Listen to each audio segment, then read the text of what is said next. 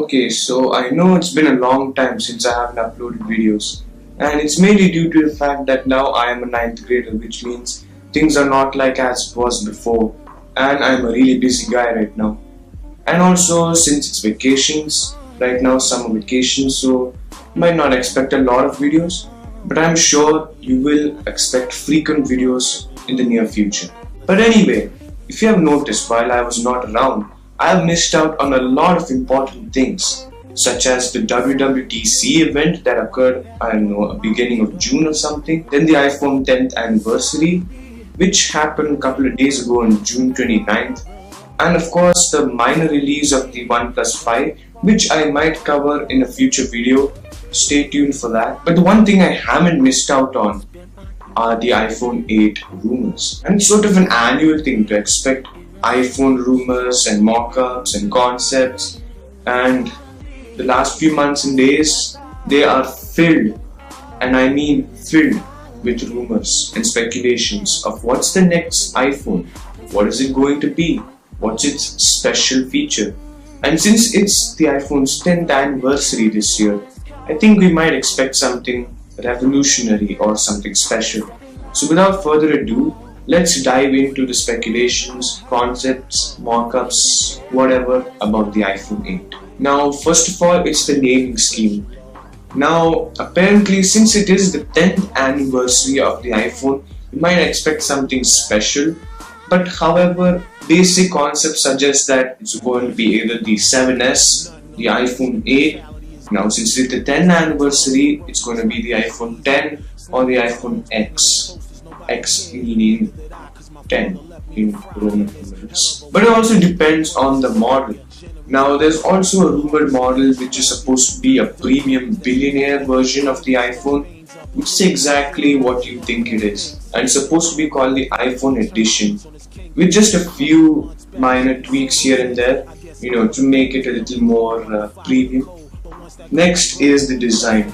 Now, trust me when I say this, the designs, the rumors that have been going around about the designs for the last few days, or should I say even weeks, have been changing here and there. Some say that it's going to be like this, some say it's going to be like that. We don't actually know what is the true design of the iPhone 8, if you know what I mean. But if you observe in each and every design, one thing remains consistent, and that is the familiar back with a vertical camera housing and a front edge-to-edge display, I guess similarly to the Samsung Galaxy S8. Now let's start out with the display.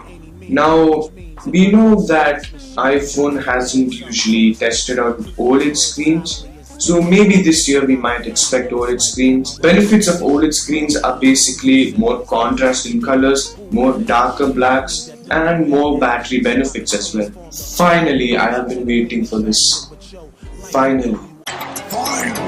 Now, remember when I said it was a front edge-to-edge display, which means basically the display is going to be entirely display. So, what about the home button, you might say? Now, the thing about Apple is, I'm not really sure if they might do this or not, but regarding the home button, there have been many rumors suggesting new types of technologies that are going to solve this problem. The first one is the easier way, which is the Samsung Galaxy S8 way, which is by putting the home button and fingerprint scanner on the back of the phone.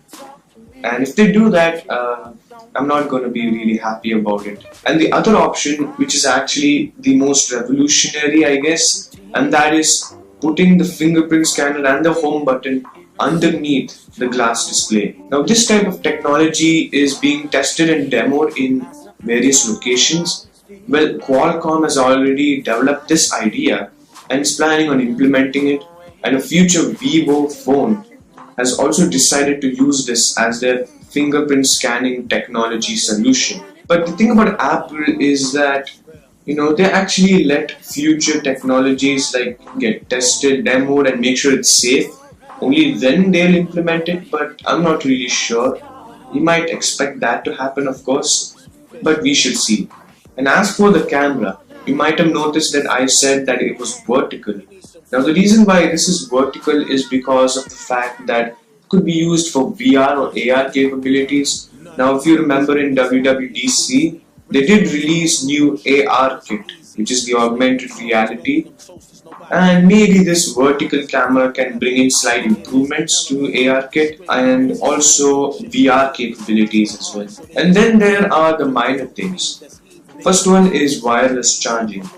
Now, I think it's pretty safe to say that Apple might implement the idea of wireless charging because almost 90% of smartphones in the market nowadays are basically wireless charging or have wireless charging capabilities. So it wouldn't be a surprise if Apple implemented this idea, but if it did, it would be an amazing thing finally after a long time. Oh, and speaking of wireless charging, every time when you plug your phone into the charger, you get that awesome sound, or should I say, just decent. Well, if you haven't noticed, then there are actually a lot of new sounds being demoed and concepted. For example, this, and even this. And then we come to the most boring part according to many other people.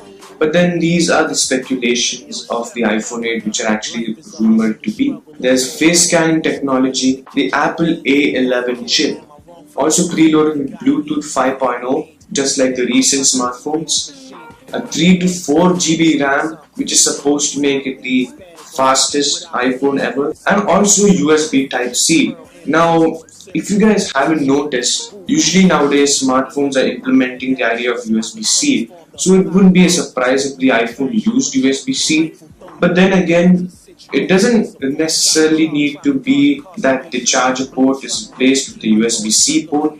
It can even mean that the brick charger that you use to plug into the wall socket can be that of a MacBook, which is the USB-C brick.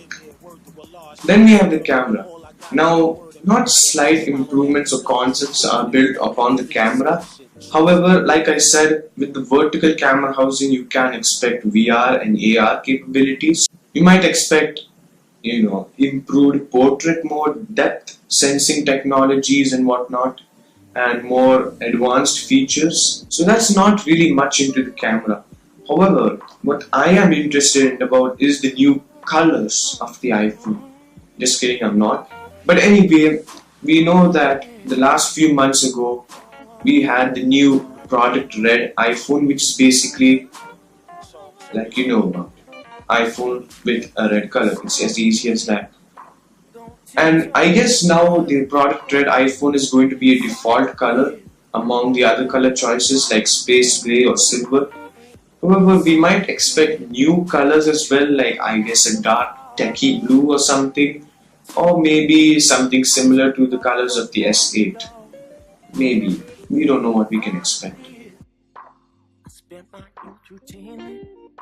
Is iOS 11 the prelude of a revolution in software?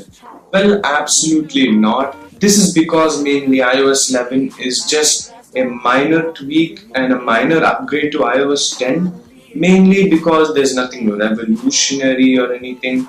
I mean, if we are going to expect revolutionary softwares, then you might need to look at the Android perspective.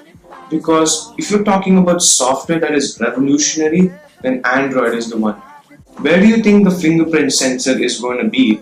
Well, if you're talking about the iPhone 8, then like I said, it might be implemented under the glass display or maybe on the back of the device, mostly like the Google Pixel or the Galaxy S8. Is the OnePlus 5 good to buy? Now, I get this question really frequently, but the OnePlus 5, it's not in the depths of the iPhone or the Galaxy S8.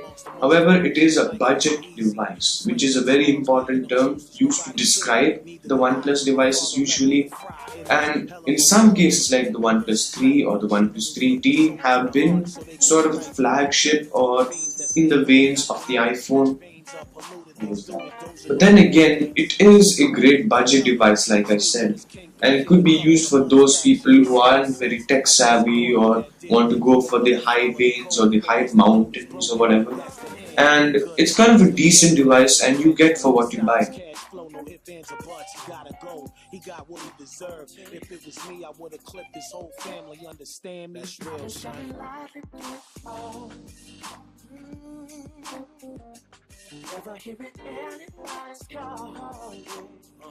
Now, I apologize again for not uploading very frequently, and it's mainly due to the fact that now I am a very busy student, and I have to focus mainly on academics, and I hope you can forgive me, but I will surely try my best to upload as frequently as I can. But anyway, there you have it. Those were the iPhone 8 mockups and rumors. So make sure you subscribe to this channel. Make sure you like this video if you liked it, or dislike it if you disliked it. Make sure you comment down below on what you think will the next iPhone 8 have, or what are the new features of the iPhone 8 in your perspective. And again, thanks for watching.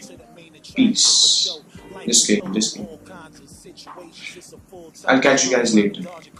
And the benefits of OLED screens are basically better battery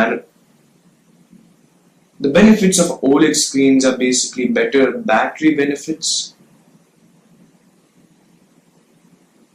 The benefits of OLED screens are basically more color contrast, more darker blacks, and even more, I guess. The benefits of OLED screens are basically more contrast in colors, more black and darker. The benefits of OLED screens are basically